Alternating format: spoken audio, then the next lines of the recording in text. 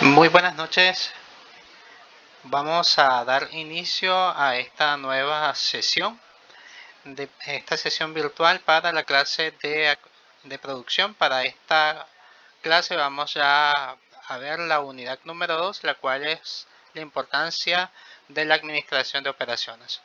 Pues a continuación les voy a compartir una pequeña infografía sobre el tema para que podamos comenzar con dicha clase. Muy bien, entonces vamos a ver más que todo cuál es la importancia de la administración. Aquí se introduce un nuevo concepto que quizás ya ustedes han escuchado en otras clases, el cual es la productividad. Entonces dentro de lo que vamos a ver por acá es describir la importancia de los modelos de administración de operaciones a través de ejemplos prácticos. El objetivo número 2 vamos a ver qué significa la productividad de operaciones y su importancia en el manejo de recursos no solamente operativos o recursos de materia prima, sino también cómo también potencializar el tema de la mano de obra. Por otra parte, también vamos a ver algunas medidas o alternativas que nosotros tenemos para poder cuantificar el nivel de productividad de el área. En esto va atado tanto la productividad de la persona y de los usos de recursos que se les da. Pues bien, a continuación entonces vamos a ver un poco sobre qué es el sistema de operaciones.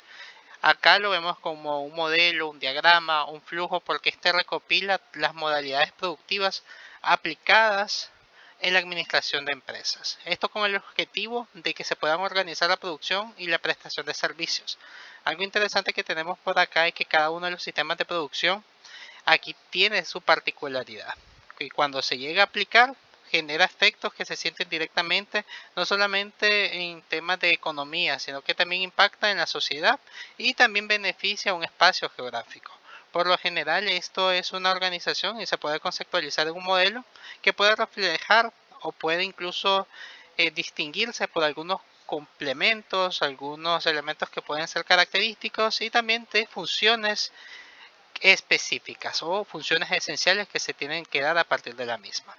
Por otra parte, acá vemos cómo se llega a componer un modelo. Aquí tenemos los diferentes factores que hacen que esto pueda funcionar de manera adecuada. Luego de acá vamos a explicarles un poco sobre la tarea que tienen que entregar para este fin de semana, el cual se trata de realizar un pequeño flujo de proceso productivo. Muy bien, entonces aquí tenemos un modelo de lo que se representa operaciones. Aquí tenemos lo primero, que son las entradas o los inputs. Aquí entre las entradas tenemos dos elementos, tenemos los recursos y tenemos los requerimientos. Entonces dentro de los recursos aquí se incluye todo lo que tiene que ver con la mano de obra, eso de la materia prima, la información y el capital. Todo lo que conlleva un valor monetario que puede ser representado ya sea por el poder o digamos la mano de obra, la capacidad que tenemos en el tema de recursos humanos y también todo lo que tiene que ver con temas de capacitación, recursos que se requiera para poder ejecutarse algún proceso, las materias primas y el dinero también que se va a utilizar para poder comprar todo esto. Otra parte que tenemos por acá son esos requerimientos. Aquí son todas las especificaciones que nos exige o nos pide el cliente. Hay pedidos que de repente pueden ser especiales, es decir, acá no muchos clientes pueden tener un mismo parámetro. La idea es que las empresas pues trabajen con la estandarización, pero acá de repente hay clientes que pueden solicitar algo extra o algo diferente. Aquí se tiene que valorar esa parte porque digamos que son todos esos elementos que yo voy a requerir para poder empezar con el siguiente elemento, que es el proceso de transformación. En el proceso de transformación viene lo que es el recurso, la materia prima, lo que tengo a nivel de colaboradores, son todos esos que me permiten a mí poder convertir todas esas entradas en productos o servicios. Es mucho más fácil verlo a través de productos, en servicios se vuelve un tanto más complejo por toda la particularidad que conlleva. Pero el proceso de transformación es esta idea de que todos esos recursos que yo reuní al inicio me permitan ya dar ese producto final o ese servicio. Aquí se puede dar también un valor agregado. Esto significa que las actividades que se hagan dentro de la empresa tienen que mejorar la calidad y las características de los productos o servicios que se pueden brindar. Entonces, dentro de esa transformación tenemos las salidas. Las salidas ya es el producto final. Aquí tenemos los productos o servicios, es el resultado final de la fase de transformación. Aquí se llega a cumplir ya los requerimientos o las solicitudes que nos hizo el cliente, porque se llega a, digamos, a representar en la satisfacción del cliente, que llega a cumplir con las expectativas del mismo. Dentro de todo este proceso tenemos la parte de la retroalimentación, el feedback. Aquí es tomar en cuenta, medir el desempeño, ver si las actividades se generaron de manera adecuada, si cumplieron con los estándares de calidad y el tema de la eficiencia, es decir, que se realizó en tiempo y forma, y aparte de eso me generó un costo menor al que yo estaba planificando. Hay otro elemento que tenemos por acá, que es las correcciones y las mejoras. Aquí se tienen que realizar algunos ajustes, esto con la finalidad de que puedan apoyar a la compañía a mejorar el tema de la productividad y la eficiencia. Luego tenemos la parte del control. Digamos que la retroalimentación se puede dar en diferentes facetas, tanto en el tema de recopilar la materia prima, el momento que se llega a transformar o una parte o una fase de esa transformación, e incluso en el tema de la distribución. El control tiene que ver con toda la parte de monitoreo y supervisión. Aquí es un seguimiento continuo para poder garantizar que todas las metas o los estándares que yo me establecí se llegan a cumplir. Otro elemento que tenemos acá, la retroalimentación normalmente se da casi al final o bien a nivel intermedio. El control es una forma mucho más constante. La retroalimentación la recibimos por diferentes tipos de agentes o personas involucradas en el proceso productivo, mientras que el control es a cargo de una persona que está liderando dicho equipo. Aquí el control tenemos ese cumplimiento, e incluso estos intervienen los diferentes supervisores, los diferentes coordinadores. Lo que van a realizar es tratar de averiguar cuál es el inconveniente que está pasando la empresa y tratar de corregir todas esas desviaciones y problemas. Una vez que ya tenemos esta parte, viene la gestión de inventarios. Esto normalmente se da en la parte de la salida. ¿Por qué? Porque ya tenemos el producto listo, pero ese producto no todo se va a ir a un cliente en específico. A veces se requiere llegarlo a almacenar. Entonces la gestión del inventario llega a esa parte también de guardar esos recursos, y por otra parte también gestionan las entradas. Es decir, toda la materia prima yo también adquiero esa cantidad de productos para luego transformarlos, pero no todo lo realizo de la noche a la mañana. Tengo que buscar cómo almacenar los mismos. Entonces, dentro de la gestión de inventario se encuentran esos dos elementos. Otra parte que tenemos por acá es la gestión de la cadena de suministros. Acá se consideran elementos como las relaciones que puedo yo tener con los proveedores. Esto puede ser la colaboración efectiva para poder garantizar que yo tenga con todos los insumos necesarios en el momento que lo requiera. Por otra parte tenemos la coordinación con los clientes. Aquí tenemos la comunicación, la coordinación, el llegar a cumplir con las expectativas y satisfacer esas necesidades del cliente. La flexibilidad y adaptabilidad. A esto nos referimos que operaciones tiene que tener esa capacidad para poder llegar a adaptarse a los nuevos cambios, a los nuevos procesos, a los nuevos lineamientos que se disponen. Aquí también viene en juego el tema de la innovación y la mejora continua, porque la compañía siempre trata de utilizar esas estrategias o esas medidas para poder optimizar, mejorar y, como es el objetivo de las compañías, llegar a producir en menos costos. Entonces, por esa razón es que las compañías se tienen que adaptar a esos nuevos cambios. Pues considerando este elemento, aquí vamos a ver algunos ejemplos, chicos, sobre cómo puede trabajar el flujo. Aquí tenemos el tema del café. Aquí a veces las compañías tienen toda esa capacidad para poder elaborar su materia prima. En este caso, aquí se hace todo ese proceso de obtener el café, de llegarlo a hacer todo el proceso del secado, de la separación. Luego de ello se hace del despulpado. Cuando ya se tiene todo listo, empiezan ya a tenerlo en esos envases. Normalmente aquí puede ser que de repente tengamos parte de una materia prima. A veces puede ser que yo de esa materia prima, de ese producto, yo llegue a transformarlo no solamente en sacos con granos de café, sino que aquí ya tengo otro, se le puede dar otro valor. Por ejemplo, por acá tenemos también un elemento bastante interesante que permite identificar la producción del café desde su punto desde la cosecha hasta la distribución. Entonces, estos son algunos ejemplos que ustedes pueden tener en los flujos. Espero que ustedes ya con los ejemplos que les estoy dando se puedan familiarizar. La idea es que ustedes puedan ver el proceso desde que se llega a obtener la materia prima, ya sea que si ustedes van a decidir que la empresa llegue a producir la materia prima por su cuenta, o bien de una forma mucho más sencilla pueden también elaborarlo e indicar que también se puede comprar a través de proveedores. Entonces, estos son algunos ejemplos que ustedes pueden utilizar para que se puedan guiar. Entonces, aquí pueden ver el proceso del beneficio, digamos, de la parte básica que normalmente hace la compañía antes de llegarlo a comercializar.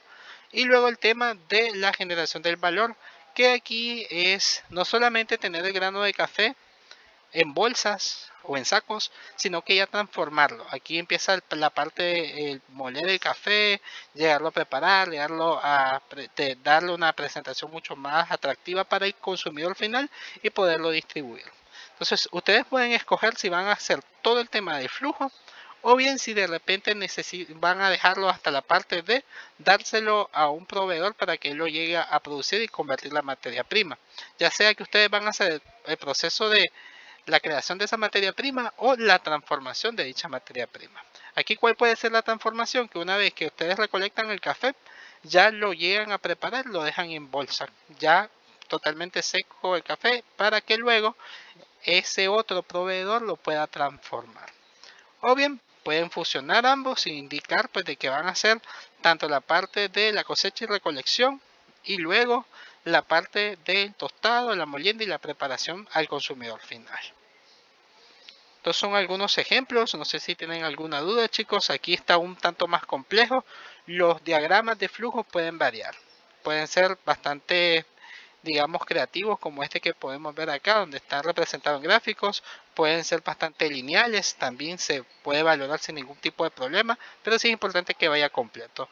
O bien pueden ver este que está un poco mucho más segmentado. Igual aquí te habla desde la plantación del café, desde que el café se llega a producir hasta el momento en que se lleva a un almacén ya totalmente molido y envasado. No sé si hay alguna duda, chicos, sobre lo que es la tarea.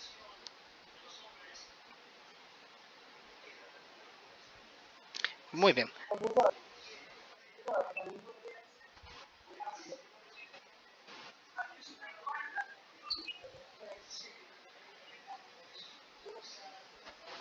Bueno, recuerden que esto es un proceso de producción, es el área de producción. Aquí no llegaría a la parte de recursos humanos porque no tiene ese enfoque de darle un valor agregado, de transformarlo o que se involucre meramente el área de operaciones. Recursos humanos puede tener, como miramos en clases anteriores, cierta influencia, pero al final recursos humanos no llega a producir o no llega a generar utilidades para la compañía, sino que da ese seguimiento a todo el personal y da también el tema de la selección, el tema de las promociones internas, entre otras. Entonces, aquí tiene que ser meramente un producto o un servicio que ustedes lo puedan representar. Y así me decís que es un servicio de entrevistas que la empresa X le brinda a la empresa Y, como muchos trabajan la parte de la tercerización del área de atracción de talento, lo podría hacer, pero tendría que trabajarlo de manera bastante específica. Pero digamos un flujo de una entrevista como tal no caería a un flujo de proceso de producción. No sé si me llego a explicar, si tiene alguna duda adicional.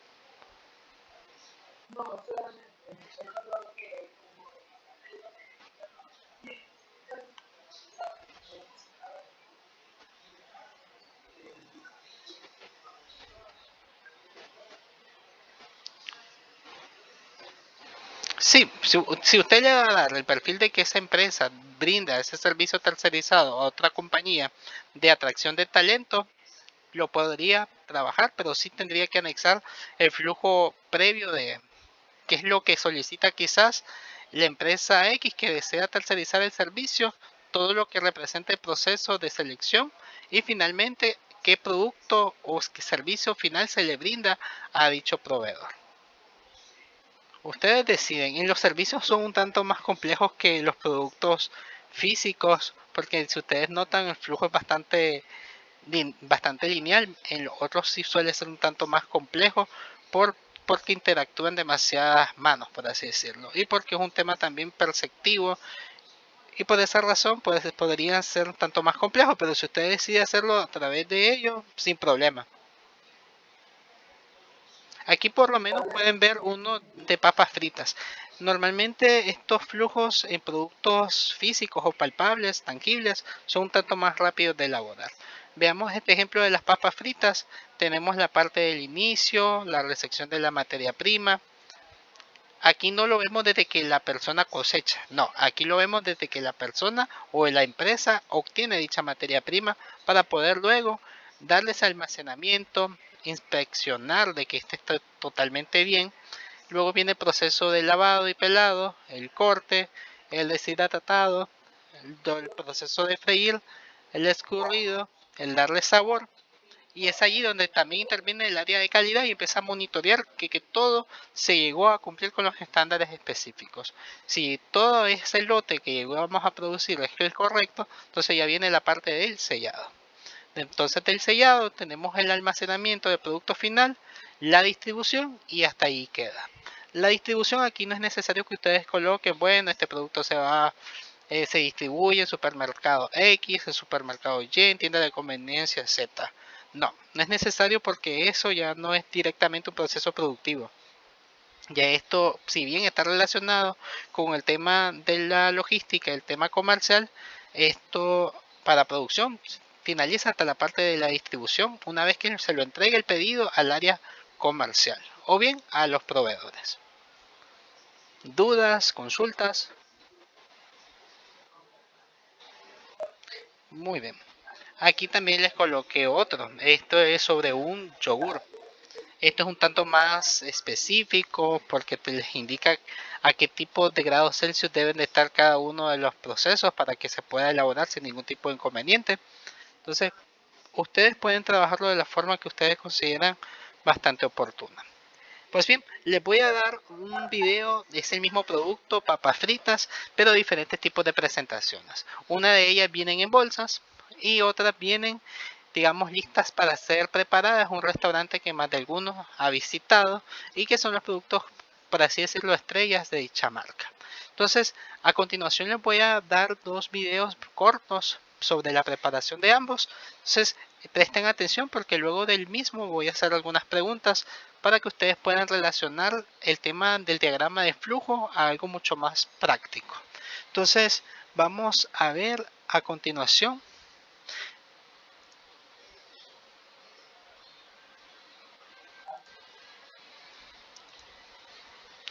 Muy bien, aquí podemos ver una pequeña representación, chicos, del proceso de papas. Ven el pelado, el lavado, se cortan, se secan, se cocinan, se agrega sal, se envasan y luego se empacan. Y ustedes notan que el proceso productivo termina hasta acá. Ya en la parte de distribución no es necesario llegarla a representar. Muy bien, entonces vamos a ver a continuación el video. Estos son productos que ustedes han consumido más de alguna vez. Son las famosas papas fritas de McDonald's. Entonces vamos a reproducir el video. Presten atención porque voy a estar haciendo algunas preguntas.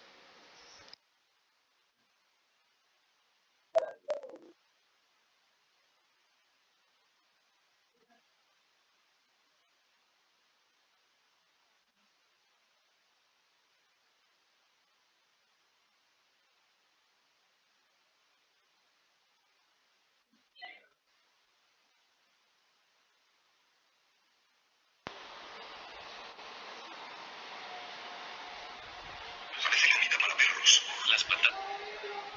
Esto no es casero. Parece comida para perros. Las patatas fritas de McDonald's son un claro ejemplo de producto ultraprocesado. La compañía esconde un ingrediente adictivo que aumenta la facilidad para consumirlas. Oh, Dios mío. Hoy vamos a ver el proceso de producción de las papas fritas que cocinan en los restaurantes McDonald's. Veremos el camino que deben recorrer las papas cosechadas en el campo antes de acabar en una de las cadenas de restauración más famosas del mundo. Se cree que las papas fritas se inventaron cuando alguien devolvió sus papas a la cocina porque estaban demasiado gruesas. El chef se sintió insultado, las cortó del grosor de una hoja de papel y las frió. En opinión de muchos consumidores, las papas fritas McDonald's son el mejor producto en esta categoría. Las tiras son largas, tienen una estructura y un sabor característico. Son las estrellas del restaurante. Pero antes de que terminen en la popular cadena de comida rápida, deben prepararse cuidadosamente. ¿Cómo se hacen las papas fritas de McDonald's?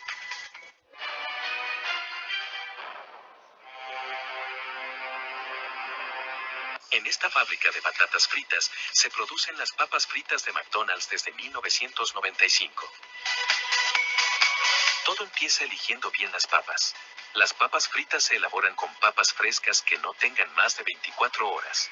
Estas papas son de color crema y tienen una piel fácil de pelar.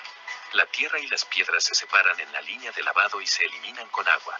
Las papas limpias entran en un baño de salmuera con una densidad adecuada. Las papas se pelan con una peladora de vapor. El vapor se introduce en el aparato a una presión de 21 bares durante 11 segundos. Como consecuencia, la piel se desprende de las papas. El rendimiento es impresionante, hasta 35 toneladas por hora.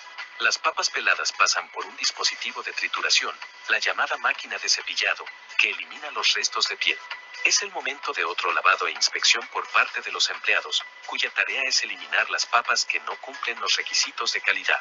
Para facilitar el proceso de corte de las papas en tiras, se ablandan gracias a la tecnología moderna utilizando corriente. Se clasifican por longitud en 4 grupos y acaban en las secciones de las cuchillas de corte. La corriente de agua acelera las papas y las dirige al cabezal de la máquina de corte. Posteriormente, las papas fritas de menos de 3 centímetros se eliminan en un dispositivo formado por un conjunto de tamices. Este proceso garantiza la longitud correcta de las papas fritas en el restaurante. Las máquinas de clasificación equipadas con un sistema de cámaras modernas eliminan las papas fritas con algunas manchas. Sin embargo, estas papas fritas descartadas no se desperdician. Si la mancha está en la punta de la papa frita, no se descarta, sino que se corta y se envía para una nueva verificación. Las patatas fritas cortadas y seleccionadas se calientan en agua caliente, lo que ayuda a crear su estructura. Durante el proceso de secado, el exceso de agua superficial se evapora. Este proceso tiene lugar en un túnel especial. Antes de freír, las papas se tratan con un edulcorante natural que les da el característico color dorado. Oh, Dios mío. Además, las patatas fritas se tratan con pirofosfato de sodio para conservar su color brillante durante la fase de envío. Oh, Dios mío. Las papas fritas se fríen en un horno a una temperatura de más de 170 grados centígrados. La cadena de comida rápida añade un sabor artificial de carne de res en su aceite vegetal para darles un sabor carnoso. La vinagreta para aceite recién salido del motor de mi coche. Increíble.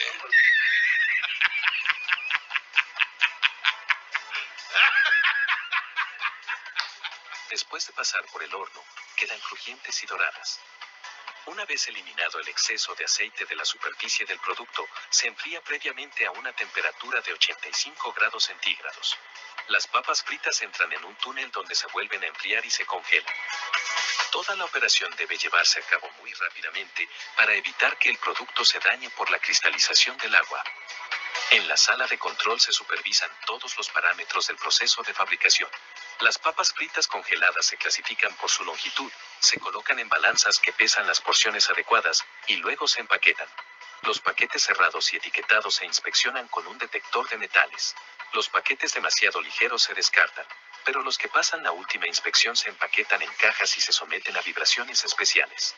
Como resultado, las papas fritas llenan la caja por completo y no se rompen. Se entregan de esta forma a los restaurantes. En un segundo, la fábrica de patatas fritas produce 40 porciones de 100 gramos de papas fritas. Cada año procesan 250.000 toneladas de papas. McDonald's ya tiene listos cientos de paquetes de papas fritas que se freirán en las freidoras de cada restaurante. Pero, ¿crees que es buena la comida de McDonald's? Deja tu opinión en los comentarios. Es asquerosa. Es como un revoltijo de trozos de porquería juntos puestos a hervir. Dale like al video si te ha gustado y compártelo con otra persona que le pueda interesar. Además, suscríbete a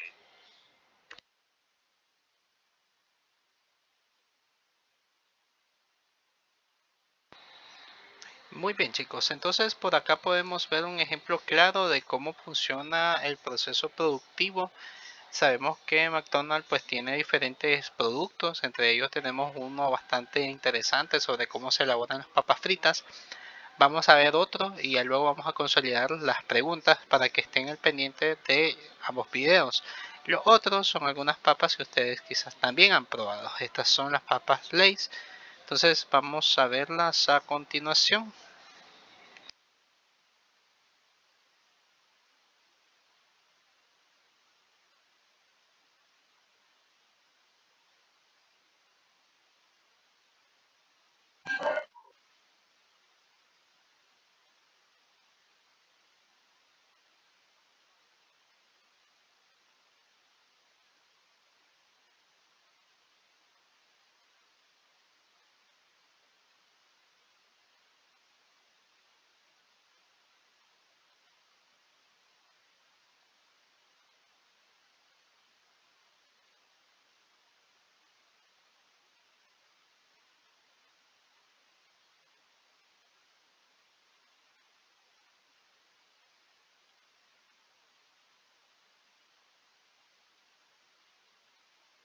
Alimento básico de todas las fiestas.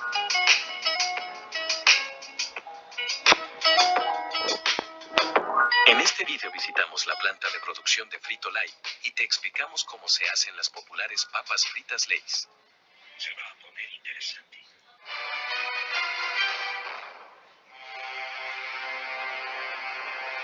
Lay's y Fritos pasaron de ser competidores a convertirse en socios, formando la empresa Frito-Lay en 1961. Después de 4 años, la compañía se fusionó con Pepsi-Cola para crear PepsiCo. Esta fábrica es una de las mayores y más avanzadas de PepsiCo en Europa. Su capacidad permite a la planta fabricar hasta 4 toneladas de papas fritas por hora. Cada día se reciben más de 750 toneladas de papas que se procesan en 4 líneas de producción para obtener papas fritas de gran sabor. PepsiCo es uno de los mayores compradores de la cosecha. Cada año la empresa compra unas 240.000 toneladas de papas. Las papas se procesan de forma continua, por lo que no hay necesidad de almacenamiento. Después de crecer y madurar durante 120 días, las papas necesitan un baño antes de que puedan comenzar su viaje. La clasificación y el lavado se realizan en las instalaciones del agricultor. Las papas fritas Lay's se elaboran con papas de máxima calidad. La empresa ofrece a sus socios los conocimientos técnicos necesarios, las papas de siembra y las herramientas necesarias para cultivar las papas. Las papas se trasladan a la estación de lavado. Se usa agua como agente de transmisión, que ayuda a eliminar la suciedad y cualquier material extraño. El agua necesaria para el proceso se reutiliza. Es el momento de pelar las papas. Una vez pesada la cantidad necesaria, las papas se trasladan a la máquina peladora. Las paredes del tambor están cubiertas con una superficie abrasiva sobre la que se mueven las papas. Así se elimina la fina capa de la piel de la patata, conservando los valores nutricionales que se encuentran directamente bajo la piel. Las papas peladas se transportan a una estación de control de calidad.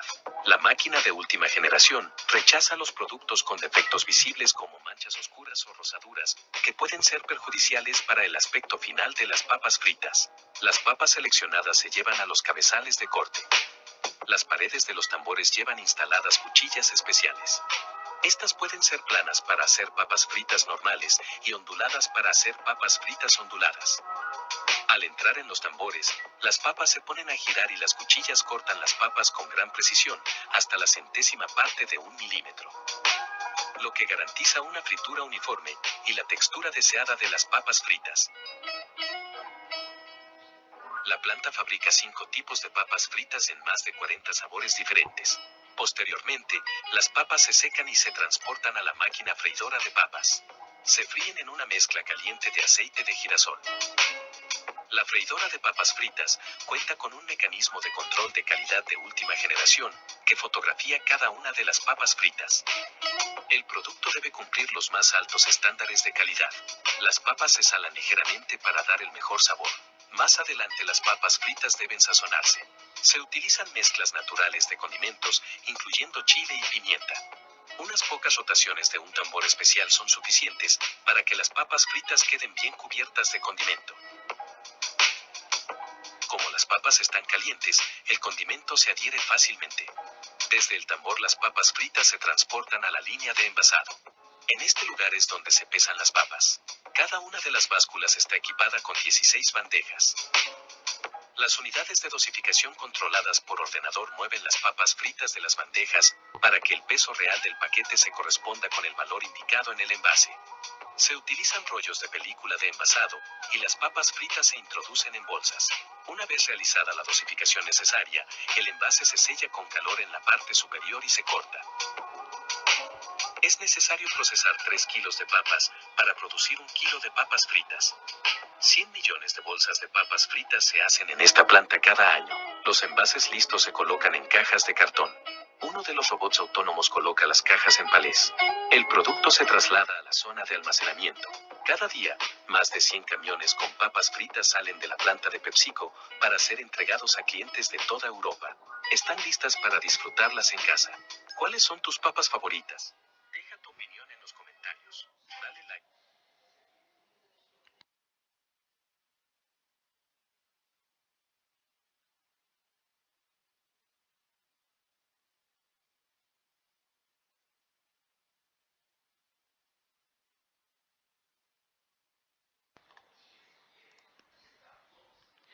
Muy bien, chicos. Entonces, de acuerdo a lo que pudimos notar en el video, ¿cuáles creen que sean, digamos, esos elementos que permite a ambas compañías que el proceso productivo sea de forma más ágil y que también permita ese ahorro en temas de costo?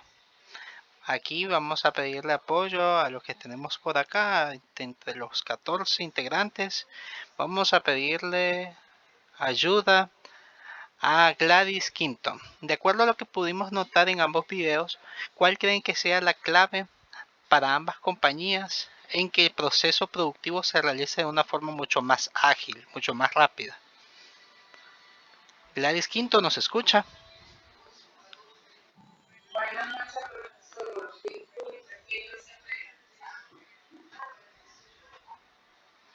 Muy bien, vamos a pedirle entonces apoyo a Darling. Darling, ¿nos escucha?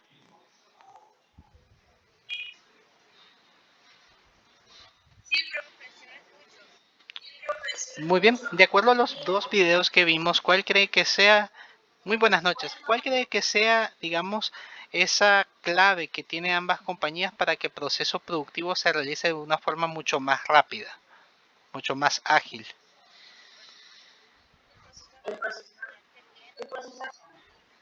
Muy bien, el tema de la organización, muy bien. Sí, le escuchamos.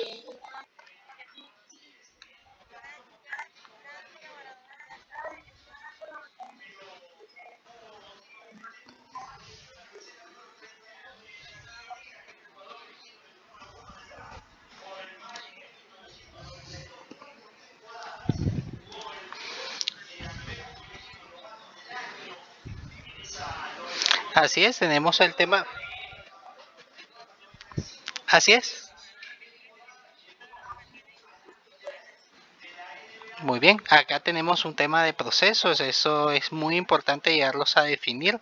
¿Qué otro elemento consideran ustedes que el proceso productivo de ambas compañías se haga de forma mucho más rápida y que también les ayude a reducir esos costos? ¿Qué pudieron ver en ambos videos? ¿Cómo se trabaja de forma manual, se trabaja de forma automatizada? Si es automatizada, ¿de qué forma?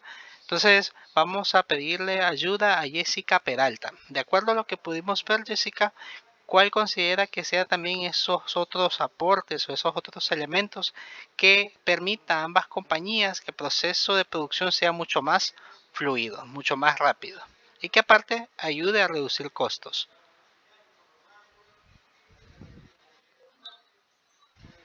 Buenas noches.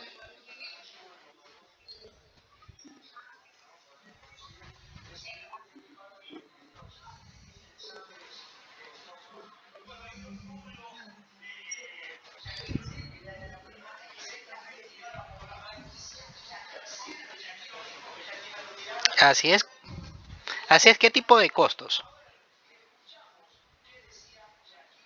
¿Cuáles serían esos costos que nos permite reducir la automatización? Así es, todo lo que tiene que ver con la mano de obra o el capital humano ya no va a ser tan necesario que se recurra al mismo porque ya cuento con varias máquinas, varias tecnologías que me permiten a mí evitar incluso ese tipo de costos. Entonces, pensemos en ello. Ambas compañías se destacan en llegar a automatizar sus procesos, en tener maquinaria especializada o robotizada para que todo sea mucho más rápido. Otro elemento que podemos notar en ambos videos es también una parte del control de calidad. En una se realizaba de forma un poco más manual y la otra utilizaba un poco más la parte tecnológica. Aquí no significa que a pesar de que todo esté automatizado, la parte humana va a ser descartada, ¿no? De hecho, en todo el proceso de calidad, en temas de auditorías, ahí siempre está un ser humano revisando cada una de las mismas. Entonces, en el control de calidad siempre va a intervenir la parte humana porque se requiere que los productos cuenten con las características necesarias. Entonces, ambas compañías se destacan por este tipo de elementos. Ahora, tengo una siguiente pregunta relacionada a cómo obtienen la materia prima. ¿Será que PepsiCo y McDonald's llegan a producir sus propias papas o de qué forma ellos trabajan? Vamos a pedirle ayuda a Franklin González. No sé si Franklin González nos escucha.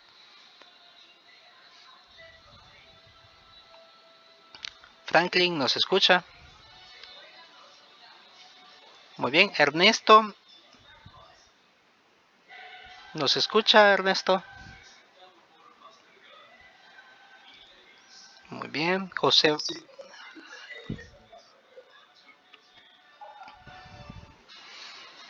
Muy bien. Entonces, ¿puede responder a la pregunta?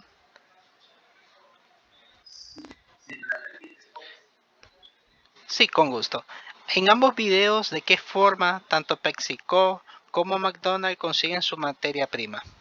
Ellos elaboran el producto, ellos cosechan o cómo, digamos, trabajan ambas compañías.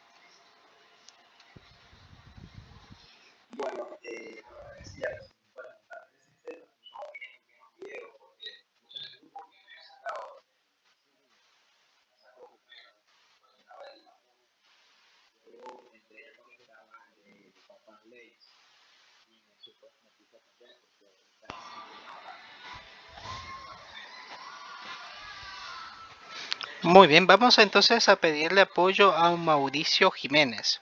Mauricio, de acuerdo a esos videos, ¿de qué forma obtienen el producto para poderlo transformar? ¿Qué es lo que hace tanto PepsiCo como McDonald's?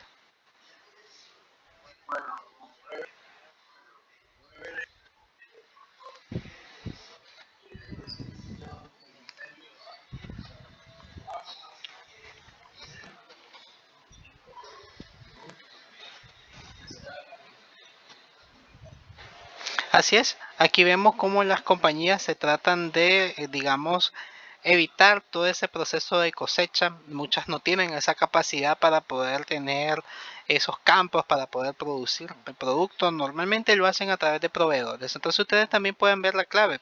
Vimos un ejemplo, quizás en otra clase relacionada que comercio competitividad, que Suiza normalmente no tienen dónde obtener el cacao. ¿Qué es lo que hacen ellos? Obtienen su materia prima. Entonces al final es mucho más factible porque permiten comprarla a un costo menor y quizás el tema de la importación sea un tanto menos caro que llegarlo a producir localmente. Entonces aquí vemos esa facilidad con la que pueden trabajar algunas compañías. Que mejor prefieren solicitarlo a través de proveedores para evitar, digamos, costos mucho más elevados porque sabemos que la parte productiva es bastante cara en elaborar ese tipo de productos, es decir, la papa como tal. Entonces, muchos se tratan de evitar todo ese proceso de cultivo y prefieren optar por irse con proveedores que ya les ofrecen las papas listas. Entonces, luego de esta parte aquí tenemos algunos pasos en el mundo de las operaciones. En la parte de la administración contamos con los siguientes elementos. Tenemos el primer elemento que es la planificación. La planificación, aquí se tienen dos puntos, que es la definición de los objetivos y también la planificación estratégica. En la primera normalmente comienza con la identificación de esas metas o esos objetivos para que la organización pueda cumplir en términos de la calidad del producto, la calidad del servicio, el tema de eficiencia y esos estándares que pueden solicitar. Luego tenemos el paso número 2, que es el diseño del producto o servicio. Hay en algunos casos que el área de operaciones trata de elaborar o crear una especie de propuesta para que luego sea revisada. Aquí tenemos el desarrollo de esas especificaciones. Aquí sí trabaja con otras áreas como por ejemplo investigación y desarrollo para poder identificar cuáles son esas características o esas especificaciones que debe cumplir ese producto. Y luego se tiene que realizar ese proceso de producción, más que todo el flujo o el diseño de todo cómo se va a hacer el paso a paso. Desde el momento que recopilo la materia prima, como lo vimos en el video, la parte de la transformación y luego el resultado final que es el producto. Acá también tenemos el paso número 3, que es la adquisición de recursos. Aquí va desde la parte de la materia prima, así también como el personal que yo voy a contratar. Aquí en la primera parte, pues normalmente adquirimos los insumos necesarios para la parte de producción y luego para el personal, pues sabemos que aquí se hace todo ese proceso de atracción de talento que involucra la parte de anunciar. Luego del anuncio de la vacante se hace el proceso de selección. Una vez que ya se tiene seleccionado y la persona cumple con todas las competencias, se llega a capacitar al personal. El paso número 4 es la transformación de los recursos. Aquí va el tema meramente productivo. ¿Qué es lo que voy a hacer con esas materias primas o los insumos que yo dispongo para convertirlo ya en un producto final o un servicio? El control de calidad va también en esta parte de la transformación porque es un monitoreo constante. Aquí se pueden implementar medidas para garantizar que se cumpla la calidad y cumplir con las exigencias del cliente. En el número 5 es la parte de la distribución. También tiene que ver, eso se relaciona con la parte comercial. Aquí se hace todo el tema de la logística y la gestión de inventarios.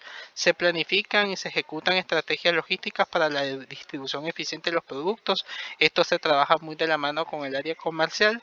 Y luego la parte de la gestión de inventarios, que aquí se trata de administrar todo lo que tiene que ver con esa materia prima que tenemos y también con el producto final. ¿Con qué objetivo? Con el objetivo de que nosotros podamos evitar todos esos excesos o incluso déficit de los productos que disponemos. Recordemos que en la parte de la gestión de inventario una empresa tiene que tener la materia prima ideal para evitar que ésta se llegue a echar a perder o bien que se llegue a deteriorar. Esto sucede mucho con aquellos productos que tienen una vida bastante corta. Por dicha razón se tiene que trabajar mucho en el tema de la gestión de inventarios. Ahora bien, tenemos los siguientes elementos. El punto número 6 o el paso 6. Aquí es la entrega al cliente. Aquí viene un tema de un servicio, un cumplimiento de pedidos. Recuerden que aquí operaciones, su cliente no es un cliente ordinario, no es un cliente final. Aquí se tienen los clientes normalmente en el modelo business to business, es decir, de empresa a empresa. Y por esa razón los requisitos que les pueden pedir estos clientes pueden ser mucho más elevados para, digamos, cumplir con ese grado de satisfacción. Recuerden que el modelo business to business es un poco más complejo porque se requieren diferentes tipos de aprobaciones, se tienen que valorar diversos elementos, se analizan propuestas. Entonces aquí se vuelve más complejo porque al final se tiene que cumplir con un criterio que la misma compañía o digamos ese cliente se requiere que se cumpla. Por otra parte tenemos el cumplimiento del pedido. Ya una vez que ya tengo listo, digamos, ya brindo ese soporte, esa atención, también es importante que se le dé todo el monitoreo del cumplimiento del pedido. Es decir, que este pedido se llegue de manera correcta al cliente, que se haga de forma oportuna, que se realice de forma precisa y en el tiempo que se llega a pedir. De tal forma que así se eviten cualquier tipo de reclamos. Tenemos el siguiente, que es la retroalimentación y mejora continua. Aquí se monitorea y se realiza un seguimiento constante del rendimiento del sistema de producción. Y por otra parte existe la retroalimentación que vimos en las diapositivas anteriores, donde aquí pueden involucrarse diferentes elementos o digamos factores como son los clientes, los empleados y otros involucrados en todo el proceso productivo. Esto con la finalidad de que se pueda mejorar, que se apliquen esas medidas o esos planes de acción que permitan corregir un comportamiento bastante negativo. Tenemos el paso número 8, que es la gestión de cadena de suministros. Aquí tiene que ver la relación que podemos tener con algunos proveedores. Estas relaciones normalmente tienen que ser sólidas para poder garantizar la disponibilidad, esos precios bajos, esa calidad también de los insumos. Normalmente cuando se tiene una muy buena relación con los proveedores se puede incluso hasta negociar los precios, se pueden negociar promociones, descuentos, incluso hasta regalías. Pero esto solamente se realiza cuando la relación es bastante sólida y tenemos esa apertura con ese proveedor. Por otra parte, también tenemos una colaboración con el cliente. No solamente tenemos que tener una muy buena relación con el que me da la materia prima, sino también con aquella persona que recibe el producto final. Aquí es importante la comunicación, la colaboración. Estos son bastante indispensables para que podamos anticiparlos ante las necesidades que puede tener un cliente. Después de esto tenemos la flexibilidad y adaptabilidad. La capacidad de adaptación aquí debe ser bastante flexible, tiene que tomarse en cuenta la demanda del mercado, si esta llega a tener algún tipo de fluctuación, es decir, baja o sube, esto lo tiene que tomar en cuenta dicha compañía. Por otra parte, la parte de la tecnología y las condiciones que pueden tener digamos, a nivel económico del sector o del país. La innovación es bastante idónea para esta parte porque se requiere que estas empresas cuenten con la tecnología de punta que les permitan reducir todos esos costos que requieren quizás la mano de obra habitual. Aparte de eso, lo permiten realizar de una forma mucho más rápida.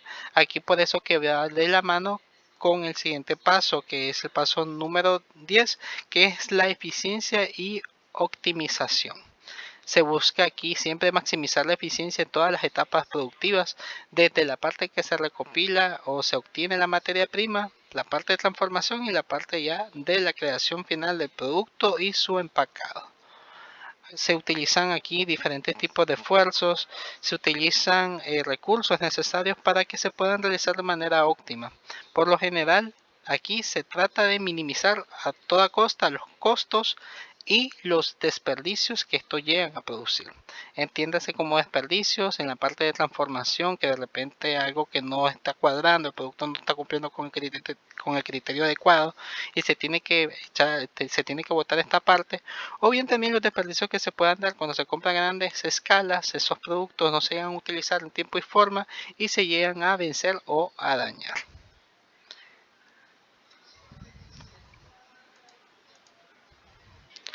Muy bien, dentro de los sistemas que normalmente tenemos en operaciones podemos tener tres.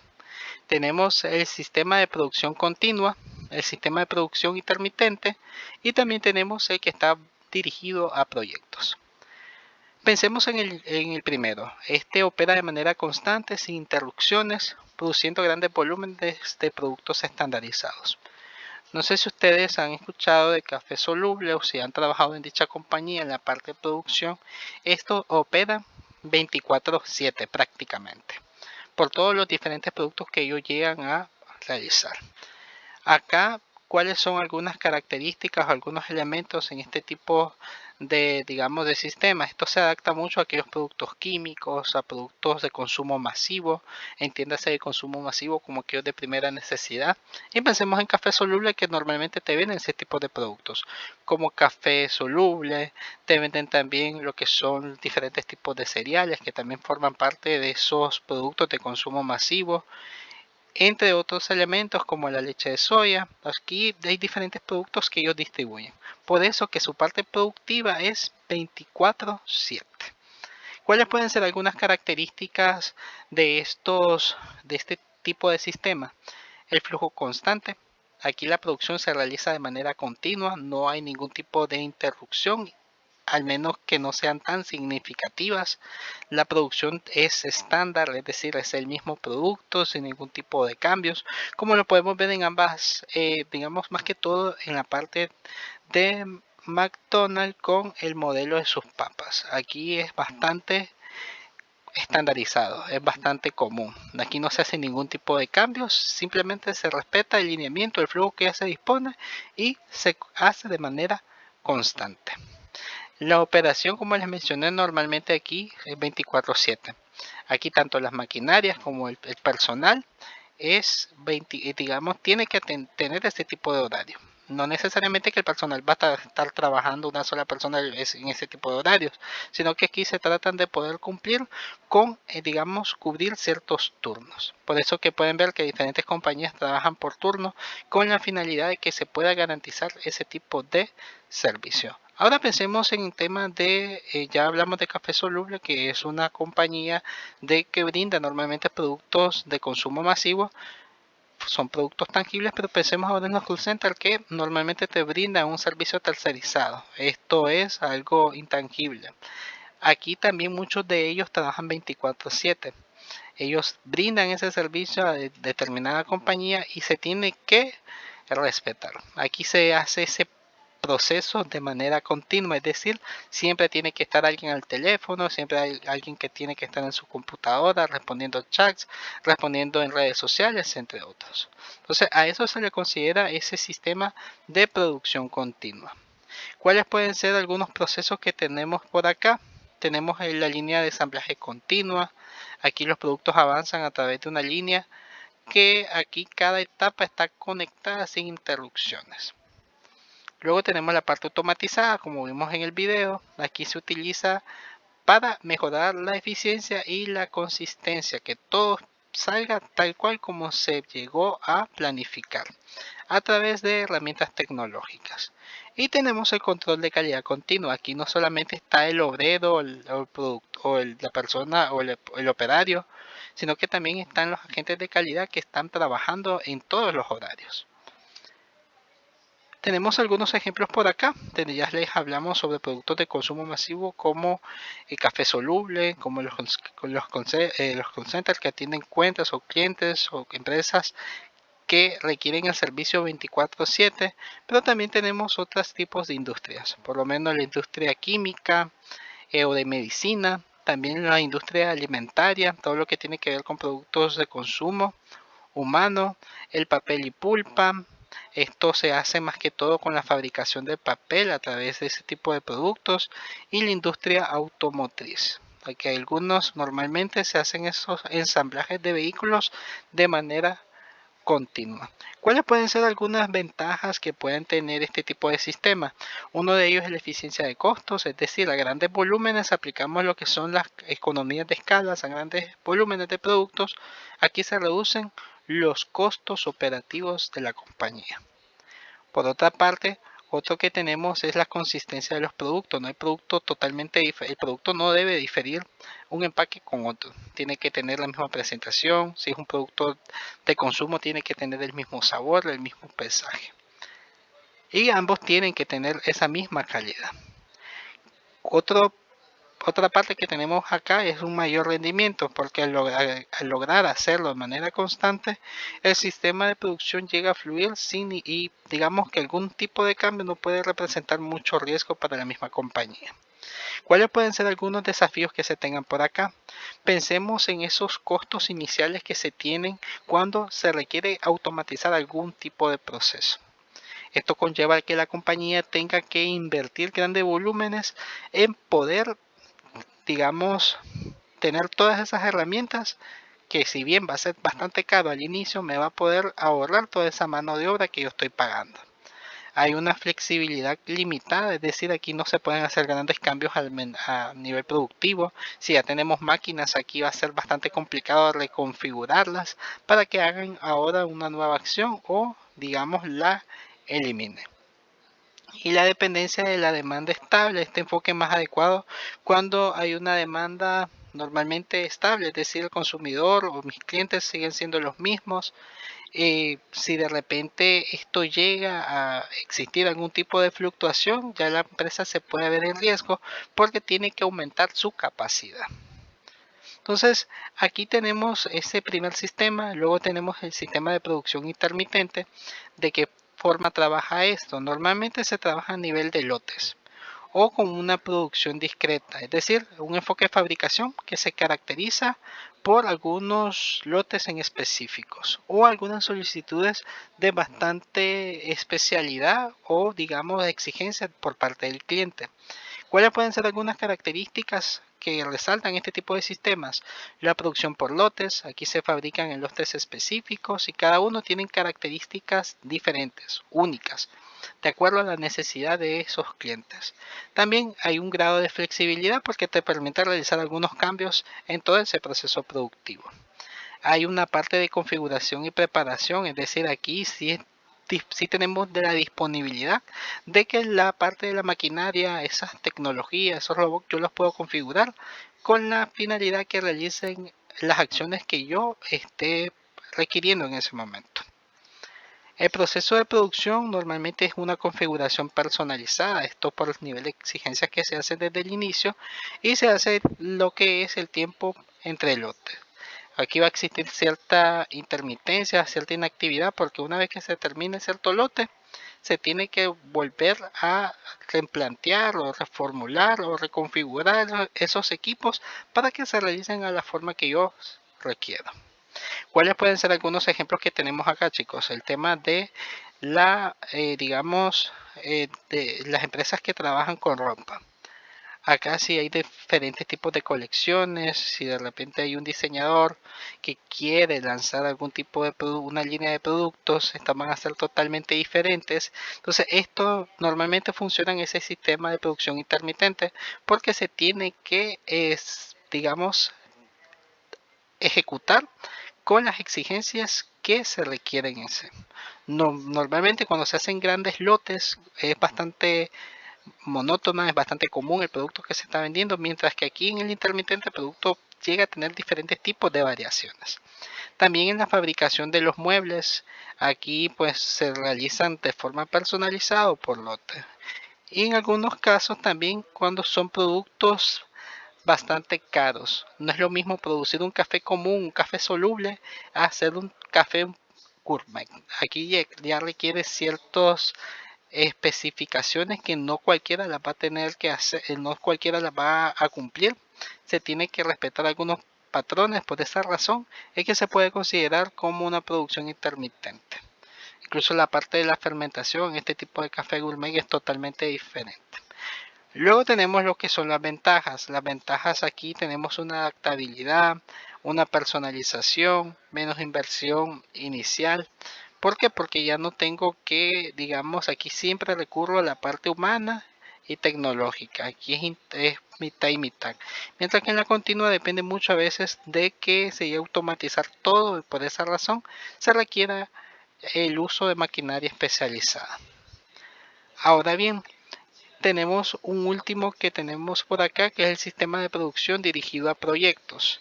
Esto normalmente se centra en aquellos proyectos únicos, específicos, y en esto sí conlleva también un grado, digamos, de características, características que el mismo cliente requiere. Aquí hay una serie de requisitos o digamos reglamentos que se tienen que cumplir para poderlo ejecutar. Algunos elementos que tenemos por acá para que nos demos un ejemplo bastante interesante es cuando algunas compañías están buscando automatizar cierto proceso, supongamos de recursos humanos, necesitan una tecnología que le permitan verificar a través de las hojas de vida que se recopilan a nivel del sistema que esta persona cumpla con sus competencias de manera más rápida, sin necesidad de poner a alguien que vaya leyendo una a una esas hojas de vida. Entonces aquí esto se trabaja, se busca una empresa que desarrolle este tipo de software para que ya con todas las, digamos, las exigencias que yo requiero se pueda ejecutar. Acá parte de los elementos que se pueden considerar en este sistema es la parte de lo digamos, lo distintivo, lo único que pueda realizar. Esto se pueden implementar diferentes tipos de procesos, tecnologías y recursos. La duración es bastante corta, es limitada. No es lo mismo que el intermitente, que a pesar de que se realiza, no se va a realizar quizás en 24/7. Para estos sí tiene un tiempo corto de vida. Es decir, una vez que se ejecute ese proyecto, ya termina totalmente el proceso productivo. La estructura por proyecto normalmente se tiene que tener, digamos, esa base de cómo se va a ejecutar todo ese flujo y los resultados que se esperan. Esto se tiene que presentar de manera inicial para que ya la persona que llegue a, digamos, a recibirlo pueda tener una idea de cómo va a funcionar todo, cuándo van a ser los entregables y puedan revisar cómo van esos avances de dichos entregables. Algunas ventajas que tenemos en este tipo de sistema es la adaptabilidad, el enfoque especializado, la innovación. ¿Cuáles pueden ser algunos desafíos? En la complejidad de la gestión. A veces se requiere habilidades específicas, habilidades únicas, profesionales que no necesariamente cuenta la compañía. Y por esa razón, digamos, si la empresa se basa en temas de recursos humanos, si esta empresa necesita ahora llegar a tener nuevas herramientas, porque esta terceriza quizás ese servicio y brinda ese servicio, ellos quizás para poder hacerlo de una forma mucho más rápida, quizás requieran de una herramienta que les ayude a optimizar todo ese tiempo, más aún cuando tienen una cartera bastante amplia. Tienen bastantes empresas que solicitan de sus servicios para poder atraer talentos. Entonces es allí donde se vuelve un tanto complejo. Si uno tengo, digamos, esa capacidad, esa complejidad se vuelve bastante, digamos, radical para este tipo de compañías en temas de productividad. Por eso que aquí normalmente lo que hace este tipo, como surge un proyecto, es por esas necesidades de querer evitar ese tipo de costos elevados, este tipo de atrasos y poder garantizar que la compañía pues tenga los resultados que ellos esperan en términos de tiempo y en términos de precio. Pues bien chicos, esto ha sido todo en la sesión del día de hoy. Entonces espero que les haya sido de bastante utilidad la clase, la explicación también sobre los flujos que me tienen que entregar para este fin de semana. No sé si les pido que realicen una idea totalmente diferente, que lo realicen ustedes mismos. No se vale que lo busquen de internet y lo copien y lo peguen, traten de elaborarlos de manera manual. Ustedes lo pueden hacer a través de PowerPoint. Hay plataformas que también te permiten realizar algunos flujos, algunas son gratuitas y pueden buscar en internet. Y algunas que son de paga, como tenemos no sé, en Office se tiene una que también funciona de manera bastante interesante. Entonces, cualquiera de esas opciones que ustedes vayan a trabajar son viables, son aceptables. Es importante aquí, si ustedes lo van a hacer un tanto más lineal, más básico, lo pueden hacer. Pueden también utilizar la creatividad y utilizar imágenes que hagan referencia a cada etapa del flujo productivo. Dense una idea del ejemplo de las papas, tanto de Lay's como de McDonald's, para que puedan formular un proceso o un flujo de producción. No sé si tienen alguna duda, alguna consulta.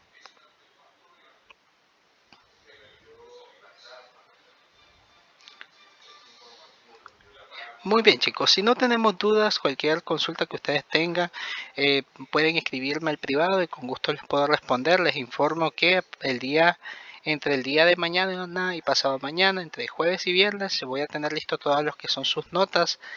Bueno, de hecho las clases virtuales que actualmente manejo son bastante amplias el grupo de personas, entonces sí les pido un poco de comprensión y les pido disculpas también. Ya para el día viernes vamos a garantizarle que todas las notas estén ya a nivel de plataforma actualizada. Si ya no, lamentablemente no me pudieron entregar la tarea 1 y la tarea número 2, ya lamentablemente no podría, una vez que las revise, ya no podría valorárselas. Entonces, para que lo tomen en cuenta, ya la parte de que se matricularon tarde, pues ya no va a estar tan viable porque ya esta es la cuarta clase, vamos para la quinta, entonces ya no tengo ningún tipo de sección para poder justificarlo. Muy bien, sí, lo escucho.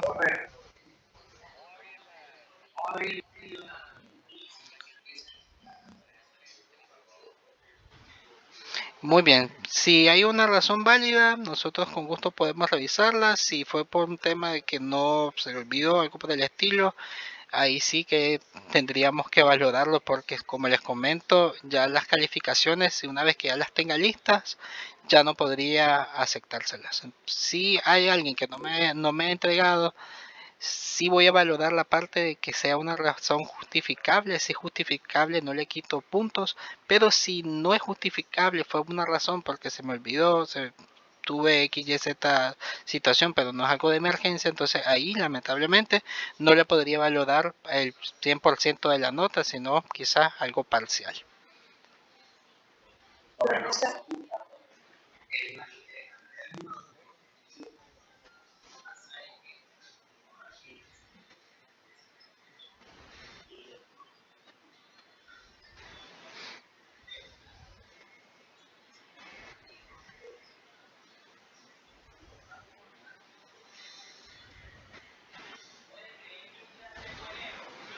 Muy bien, bueno, sí le comentamos de que esas tareas se dejan por lo menos una semana de anticipación.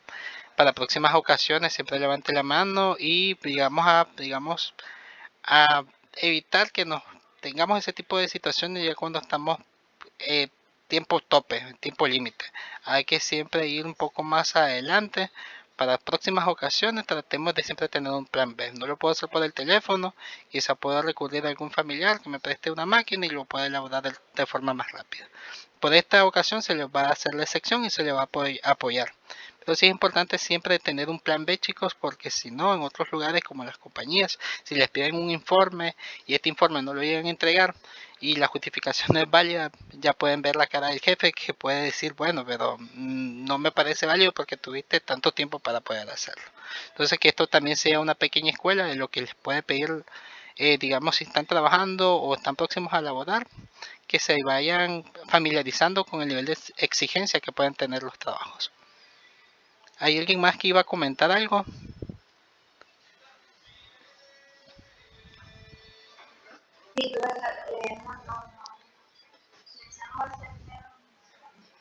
Bueno, con respecto a las calificaciones, todavía, al examen, perdón, todavía no me han confirmado. Recuerden que como es virtual, no necesariamente tiene que estar ese determinado día. Voy a consultarlo con la coordinadora. En cuanto tenga esa información, se las puedo mandar en el grupo como una actualización de cómo se va a llevar a cabo la evaluación de este parcial.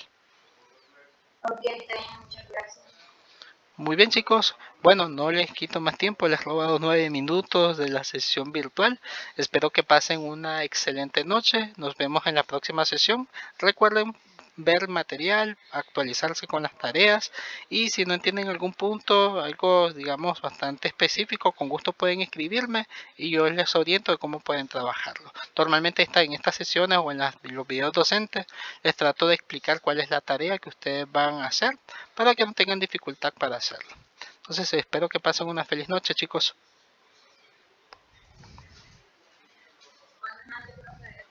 Muy buenas noches.